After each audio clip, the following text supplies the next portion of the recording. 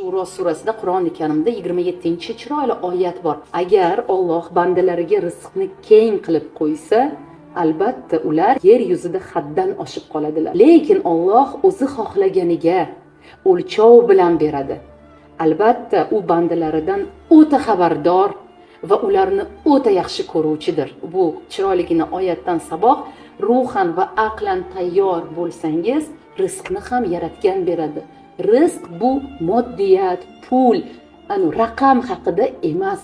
Ichkarida tayyor bo'lsangiz agar, ichkarida o'zingizni yo'qotib qo'ymasangiz, ichkarida boy bo'lganingizda o'zingizdan ketib qolib, odamlarni tanimay qolib, odamlarni yaxshi yomonga, boy kambag'alga ajratib, Allohni tanimay qolmasligingiz uchun ham sizni Alloh bundan hozir asrab turibdi.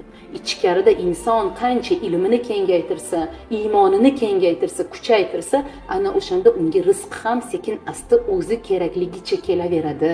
Shuning uchun iymonni baquvvat qilish kerak. Yaratgan hamma narsa yaratgandan, rizqni, barakani berguvchi Alloh va yaratganni uchun yaxshi bo'lishim kerak. Bu dunyoda bizning yagona missiyamiz ham aynan shu. Pul ishlay, ko'p pulim bo'lsin emas. Alloh yaxshi ko'rgan